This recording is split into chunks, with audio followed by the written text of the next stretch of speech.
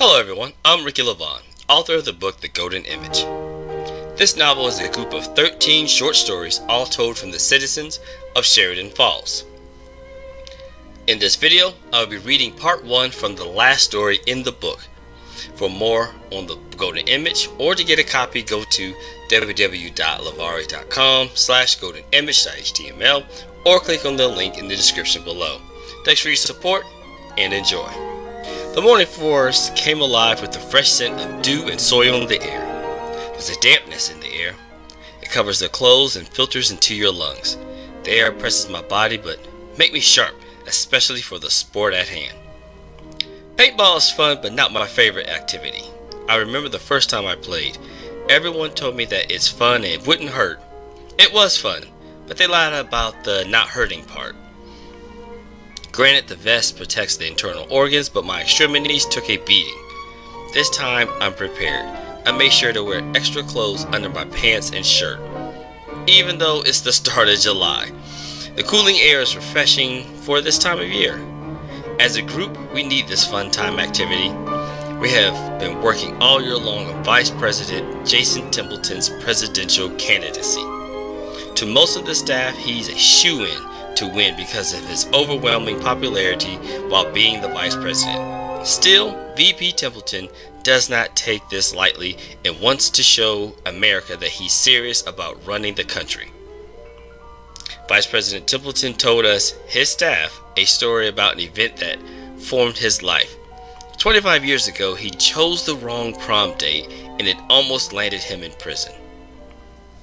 From there, he learned to put himself in the best position to flourish. He's very thankful that his friend at the time, now current wife, was there for him through the accusation.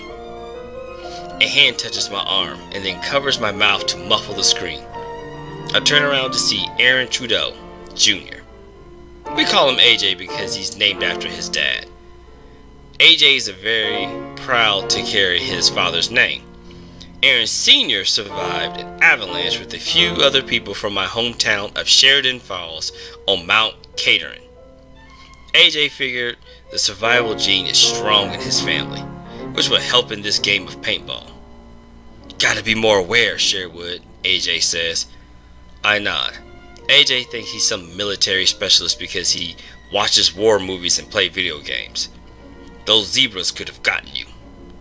Our staff decides to split in 2 different teams with Vice President Templeton joining in the fun. He's in his 40s in great physical shape. Because of his high ranking, our paintball team colors are gold and white instead of like neon green and blue. The gold and white is a homage to the Brent High Unicorns, which, like him, was my alma mater as well. The zebras, or ice zebras, shoot the white balls where our team has the gold. We named ourselves the Golden Stags. It's kind of strange, but makes it more fun. Your uncle's no joke and will pop you on sight, AJ whispers. By uncle he means Vice President Templeton. At family functions I call him Uncle Jason, but at work it's all business. Most of the staff doesn't know my relationship with him because I don't want to be treated differently. Aunt Marcy, Uncle Jason's wife, is the youngest sister to my dad, Felix. Uncle Jason and I are close, but this job kept him away from Sheridan Falls most of the time. I did get to hang out with my cousin, Jarius, who is the VP's only son. Even though Jarius didn't go to Brent, we're still close and he joined his father's staff as well. The paintball outing was his idea. I know, I tell AJ. Trust me, I'm vigilant. Glad Jarius is on our team. AJ smiles and nods. He starts to stand and points to himself and then towards the left. He points to me and then toward the right. I understand what he wants. AJ and I go in our separate ways with our paintball guns ready. We're looking for anyone in the general military fatigues given by the company and vest with the white matching armbands. We all have helmets with eye shields. Vice President Templeton can't have people going blind during a fun excursion while he runs for the highest office. I see something white in the distance and shoot a few rounds. Then my heart skips. Someone took their extra white band and tied it to the tree. Once I realized my mistake, I immediately drop and roll, but am hit 3 times in the leg. Even with the extra pants, that still stung. I roll some more and look in the direction where the shots were fired. Jessica Rodriguez is running at me with her gun aimed and ready. I reach for my weapon and she fires more paintballs. Hits my gun, arm, shoulder, and a few in the chest. "I'm done," I yell. She has me. I stop reaching for the gun. I can't see her deep brown eyes through the visor, but know she is very happy. Jessica comes from a military background. Her grandfather and dad were in the army. She herself joined the Navy to take after her mom's profession. Jessica is older than me by 7 years, but hangs out with most of the staff closer to my age. I look to my right and past her shoulder. She can't see my eyes focus on an image behind her because of the shields. I see a teammate of mine and they are waiting. On my back, I lift my hands up. "A little help?" I ask. "Sure," Jessica responds. She points her gun up with one hand, helps me stand with the other. I slowly get up, realizing how much my leg hurts. Being shot like that isn't fun. "Thanks, Jessica, you're real good at..." Before I can finish, Jessica looks at my visor and sees someone running in our direction. Jessica turns around and fires but misses her target. The person running, my teammate, does not. She shot 3 times in the chest and knows it's over. "Thanks, Sherwood," Jarius says. "Anytime." "Is that any way to treat your girlfriend?" Jessica says. Jarius walks in close, grabs Jessica from the back, and pulls her close. He gently presses his helmet against hers, symbolizing a kiss. "You can take the helmet off for a brief moment, idiot," Jessica says playfully. Jarius laughs some and takes her up on the suggestion. They kiss and put their helmets on. "Meet you back at HQ," Jarius says. He crouches some and runs back in the same direction he came from. Jessica and I look at one another inside. We walk back in the direction of the safety zone, or HQ as Jarius calls it, with our hands in the air. This is the place where we go and wait for other killed players. "That was a nice play you did," Jessica says. "You shot me, but asking for help to get up? Smart." "My leg does hurt," I respond. "Look at me, I'm limping." Jessica waves her hand in disgust. "Please, that's nothing. You should see some of the scars on my leg from service." I pause and then sigh. "I bet it's something," I say. "Especially on my calf." "Cool." "You think Vice President Templeton will win?" Jessica asks. "I like my job, and talking with Jarius, he seems real passionate about helping America." "He's great," I respond. "I know it's July, but his popularity is huge.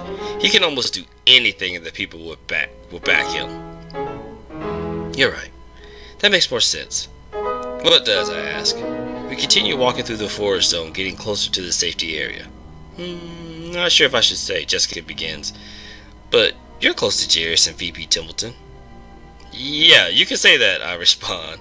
She doesn't know that I'm family. Jarius was going to tell everyone, but I asked him not to. Only AJ knows, and that's because he knew me before the political office. Vice President Templeton is working on a new vision of America. Every president, or should I say, all new president, has their ideas. "No, this is big.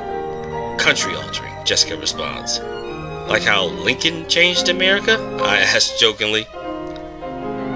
"Yes." I stop. She pauses with me. She can tell I'm in shock, but we both continue. "What are you talking about? Are there slaves?" "Not like that, Sherwood," Jessica says. "But Templeton will unify this country. He's tired of what has happened.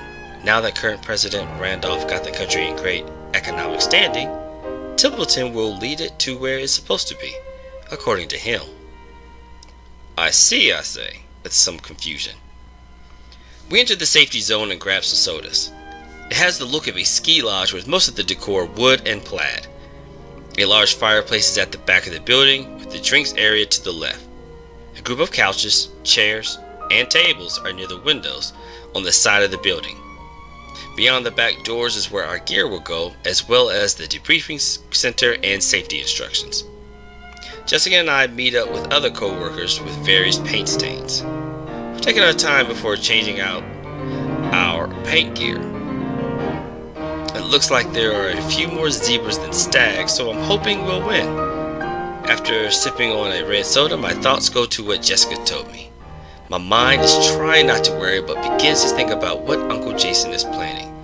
I just hope it's only a fairy tale and not real. My legs are sore, but I make my way to a couch near the window.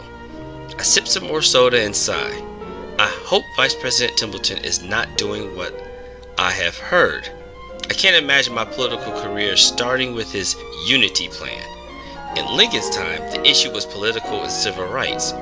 What possible way will my uncle unify the country? I sit for a moment, sip on the soda, while looking out the window. The answer hits my mind faster than Jessica snuck up on me. I think I know his plan for America, and I do not like it.